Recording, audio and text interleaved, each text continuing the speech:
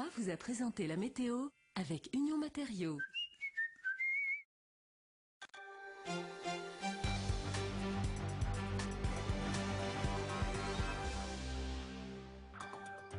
Bonsoir, la sécheresse frappe le pays catalan. On n'avait pas vu un hiver aussi sec depuis 1945. La végétation souffre, les réserves et les cours d'eau sont au plus bas et les giboulées de Mars ne pointent pas à l'horizon. À Collioure, une page de la tauromachie se tourne avec le démontage des arènes décidé en conseil municipal. Enfin, nouvelle médaille d'argent pour Simon et Martin Fourcade au championnat du monde de biathlon.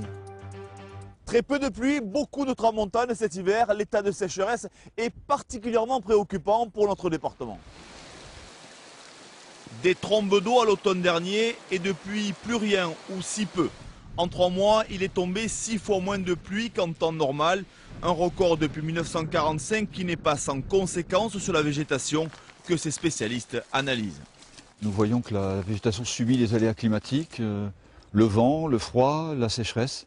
Et on voit qu'on est en situation, peut-être pas de péril par rapport à cet arbre, ce pin, mais malgré tout en situation quand même un petit peu critique. En conséquence, la préfecture vient de prendre un arrêté qui interdit l'allumage de tout feu dans le département pour une durée de 15 jours. C'est relativement rare d'avoir des saisons qui commencent aussi de manière aussi précoce, puisque on est plutôt sur un rythme d'activité pour le feu pré-estivale, printanière. Donc c'est vraiment une situation un peu particulière. Oui. À titre d'exemple, les pompiers ont relevé une dizaine de départs de feu cette semaine et il ne faudra pas compter sur les traditionnels giboulées de mars. La difficulté du mois de mars, c'est qu'on devrait avoir aussi pas mal de vent, donc ça va pas favoriser la venue des perturbations. Vigilance extrême donc, en Catalogne Sud, 1200 hectares ont déjà brûlé. Le conseil municipal de Collioure a pris sa décision. Les arènes vont être supprimées et sur ces lieux, un parking va être installé. Les nobilladas de Collioure, c'est fini. Le démontage des arènes est décidé. Depuis plus d'un siècle, les Colliourins attachent une grande importance à ces courses de taureaux. Très attachés au respect du passé et à cette culture que les anciens leur ont léguée, le conseil municipal a longuement débattu et a finalement pris pour 3 raisons sa décision. La première, c'est l'entretien de ces arènes, puisque des travaux s'imposaient de peinture de l'ordre de 60 000 €. La deuxième, c'est que tous les spectacles taurins sont en déficit. Et la troisième, qui est peut-être primordiale aujourd'hui, c'est le contexte économique qui fait que nos dotations d'État diminuent et que nous devons nous inquiéter de l'argent public. Même si Collioure se défait aujourd'hui de ses arènes, c'est une ville de tradition taurine. Comme Serré il y a 25 ans, ils ont renoué avec les corridas, ce qui fait le bonheur des aficionados. On a vu des jeunes, dont Novilleros, des jeunes matadors, qui sont devenus matadors de toros. C'est le cas de l'Arlésien Mehdi Savary, c'est le cas du Mexicain Adamé, qui sont passés à Collioure et qui sont devenus matadors de toros. Dans le département des Pyrénées-Orientales, Millas et Serré resteront les hauts lieux de la tauromachie.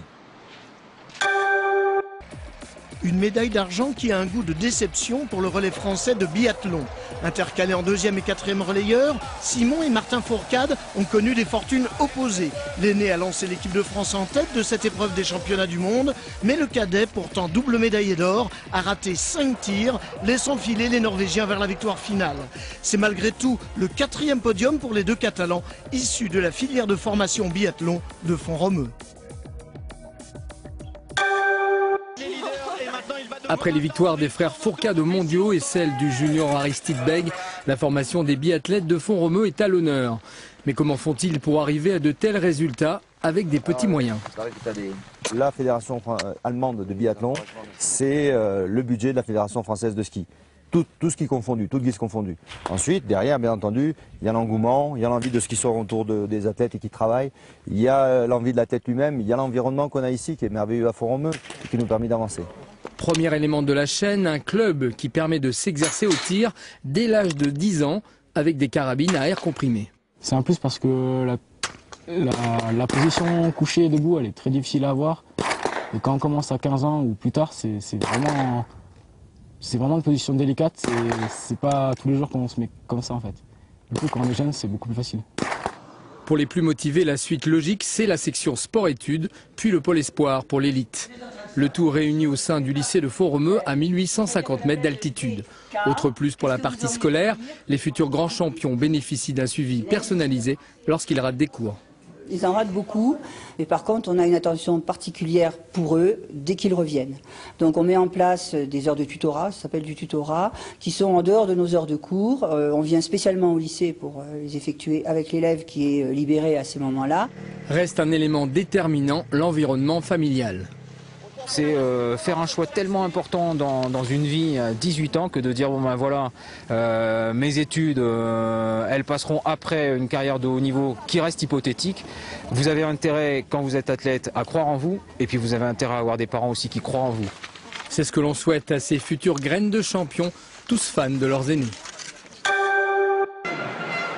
Deuxième match à domicile seulement pour les Dragons catalans cette saison. Demain après-midi au stade Gilbert Brutus, ils ont l'occasion de venger une double déception face aux Diables Rouges de Salford. Celle de la cuisante défaite dimanche dernier à Wigan et surtout celle subie il y a un an contre les mêmes Anglais. Mais il faudra se passer de 8 titulaires blessés, l'occasion de briller pour les joueurs français de l'effectif catalan.